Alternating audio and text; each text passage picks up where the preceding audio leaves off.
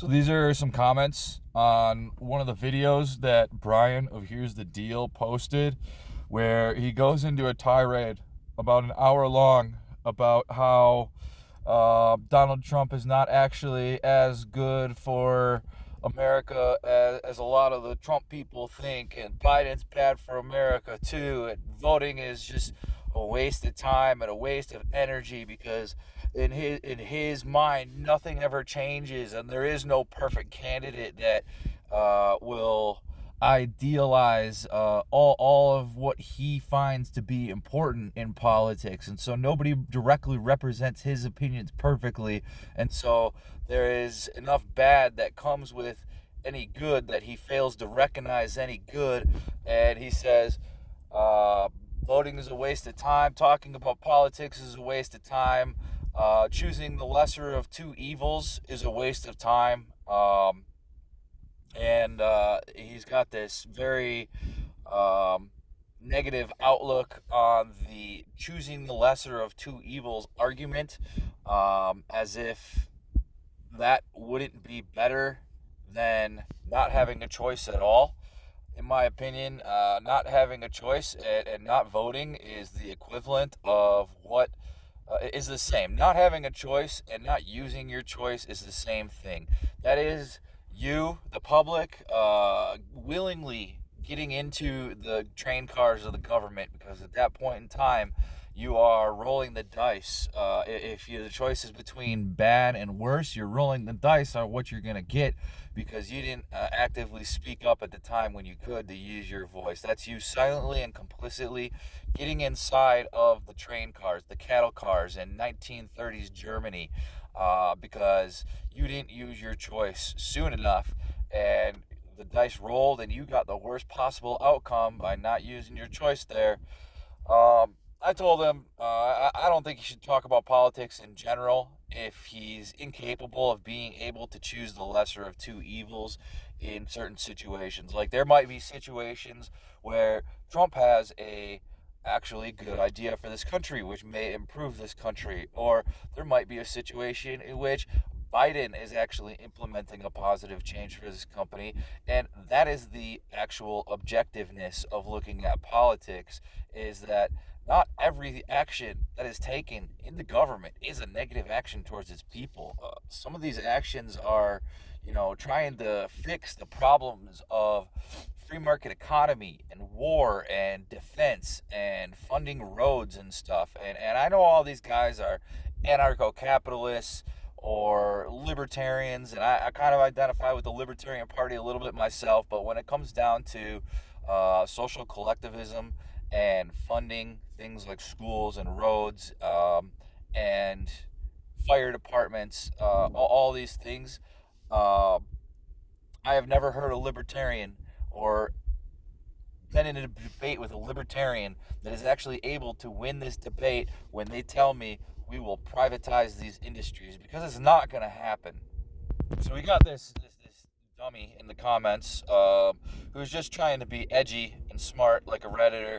Don't talk politics if you choose the lesser of two evils. Certainly don't talk right and wrong. I'm definitely not talking right and wrong here. I'm just saying that if you don't make a decision, I just explained that if you don't make a decision, you are a nihilist. You are complicit. You are doing nothing. You are not using your voice in any situation. I just told him he sounds dizzy like Brian. He's just trying to repeat Brian. He's not. This is not original thoughts coming from Clogmonger. Only straight talking. Choosing the lesser of two evils is objectively evil. It's also consent. And this is where I really kind of go into it, because this is the stupidest arguments that I've honestly ever fucking heard from anybody. I said, is this little idiot? All right, let me start over with the reading it. Is this literal idiocracy we live in? Just because you say objectively doesn't mean it's such. But there is another kind of evil which we must fear most, and that is the indifference of good men.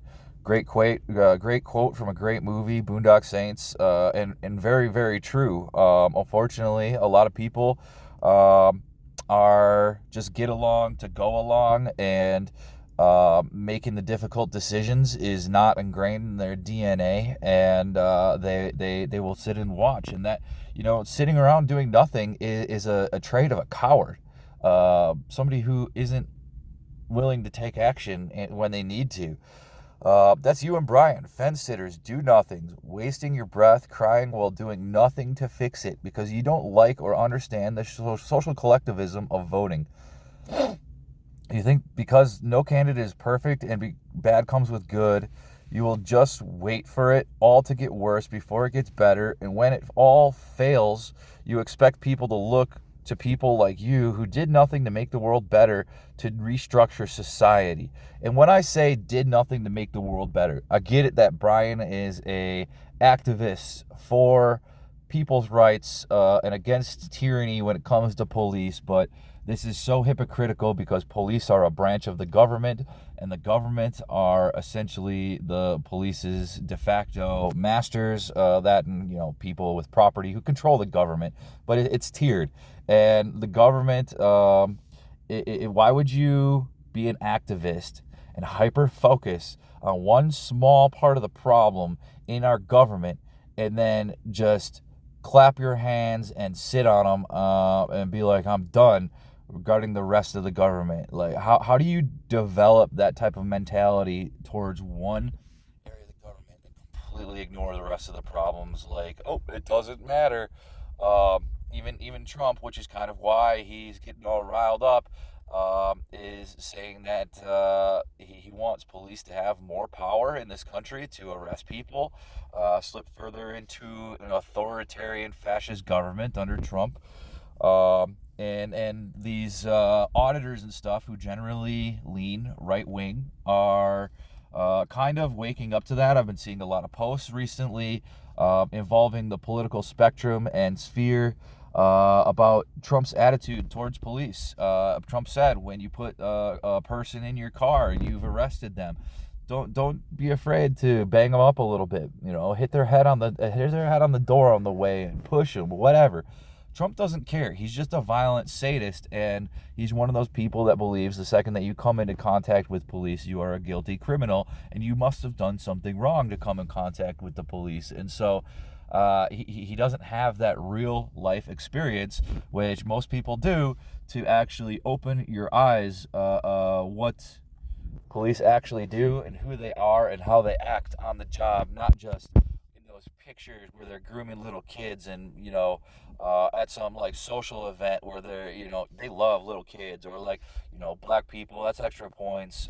They've had some minorities, all the propaganda. You think because no candidate is perfect and bad comes with good, you will just wait for it all to get worse before it gets better, and when it all fails, you expect people to look to you who did nothing to make the world better to restructure society. So, if you're gonna do nothing, I promise you, and not use your voice, I promise you things are gonna get worse. The people in power who don't care about you are gonna make and do what they want with even less resistance. Voting might not get you what you want every time, but the lesser of two evils is a form of resistance to the worst possible outcome. And eventually, my hope is that through voting, we could implement changes that are actually real. Like, America wants term limits for Congress, things like that. And if you don't vote for that and you don't talk about that in a way that you are passionate and trying to affect change in the way that Brian is advocating here, where you do nothing, you don't talk about that, then you are going to never have that change actually happen. The people in power are going to want to stay in power. So, we need to talk about the issues, inform each other of the issues, educate each other on the issues of politics. It doesn't have to come down to party lines, but you just need to be aware of the issues and what the options are with what your choices are, where parties fall on certain topics, and things like that. Um, Brian's a little. I'm going to go back to reading here. Brian's a literal drama queen, wasting his breath, crying into the ether while offering nothing in substitute. Cops are bad. We need to be educated on this. We need to do this about cops. But, um, you know, I mean, when it comes to policing, we could self-police, but when it comes to governing, government is kind of social collectivism of ideas and stuff like that. Um, so I guess he's just going with the anarchist ideology here, where no government is the way that we need to structure society, which is never going to happen. I don't see how it would work. I think that society has kind of evolved on its own in a way. A little bit of it is by design, but society has evolved in a way that um, some of the best ideas have remained relevant. And having a representative government is one of the reasons that the United States was so successful versus other authoritarian countries. And the less we had to fight for that, and the less we fight, and for the less we vote, the more we lose, and the more it will slip into authoritarianism. And you can't just sit there and wait and hope for it all to fail economically, a civil war, a revolutionary war, or we just get taken over by another country, or what's actually happening is it's just a corporate takeover, a giant corporate takeover. You can't sit there and be silent and pretend like that's the best option. Choosing the lesser of two evils is evil is probably the dumbest take that I've ever personally heard. If you are incapable of putting yourself in a position to control the decisions offered you in life to improve it as a nihilist, you will have to accept that you have the choice to choose the lesser evil, or allow whatever evils to happen to you silently and complicitly through the consent of silence. Um, yeah, if you have two choices and both are bad, you're rolling the dice by being silent, and basically, if the only thing that you could possibly do was to object, you're not using that option. That's more consensual than objecting. Um, You and Brian would get fucking wrecked in this debate with anyone with a brain. It's so self explanatory. I'm embarrassed for you both. Do nothing, be silent, expect the worst, or vote and mitigate that until you can put yourself in a position to implement change. Running in government, infiltrating the systems in which you want to see change in. Um, Actively protesting. What Brian does on his channel a lot is spread awareness by police. You can do that in politics as well. But that requires forming political opinions and choosing sides eventually um, on those issues. It's also funny how both of you are oblivious to the irony of Brian's preaching about right and wrong involved in policing while preaching nihilism towards the police's masters. It's very hypocritical. Like, I don't understand how he cannot make that connection in his brain. It's like he's blinded, cognitively dissonant by his hatred for government and the fact that the options aren't great right now. Um, like in the past, like I think we've had, I think once you get to a certain level of government, it all becomes corrupt. You're not going to find somebody who is um, like a clean, squeaky clean, never taken a bribe or never been paid off by a company to get something implemented. You're not going to find that in levels of politics. But what you can do is you can find the guy who, while he's taking those bribes, is trying to implement some change against taking bribes. Like, you got there and they're bringing legislature to not have lobbying in government, trying to regulate lobbying in government. Like, just because you took a bribe doesn't mean they are incapable of doing the right thing and pushing for something. And you know what? If we, as the people, told our representatives that that's what we want in order to re-elect them, to keep their jobs and their livelihood, they will start paying attention. Even if it hurts them temporarily in the meantime, they will start paying attention, like they are paying attention to congressional term limits and stuff. Um, Seems like you guys have some actual thinking to do about this, because you have not thought this through. Name one time in history a government was overthrown or changed by a group of people doing nothing. Now, I put that to my audience if you've actually made it this far. Name one time in history a government was overthrown or changed by people, a group of people doing nothing. And I'm not talking about people going and sitting in a road and doing like passive protests, because that's them being actively doing something in order to passively protest in public in some way, shape, or form. Um, the first thing that comes to mind to me is, do you know who did nothing in 1938 to fix their government or redress their grievances? The Jews. They did nothing. They passively went into the cattle cars, hoping for the best, and I don't think they ever even expected the worst, or otherwise they wouldn't have gotten into the cattle cars. Uh, but yeah, doing nothing, not having an opinion, is basically willingly walking yourself into the government's cattle car. So that's what you can expect. That's my opinion on that. I saw Direct D was talking about this as well. I think it's a joke. I would love to debate Brian on this. I pay a lot of attention to politics. I am very politically opinionated. I probably devote at least an hour of my day to an hour and a half every day to getting the latest news. I get my news from all different sources: left, right, mainstream, you know, independent media. And I try to stack that deck as evenly as possible because I hate talking to somebody who may also be interested in politics, but they have some kind of opinion that is a repeated talking point, because that's most people when it comes to politics, is they just repeat what they hear, what they told, or the headline of the day.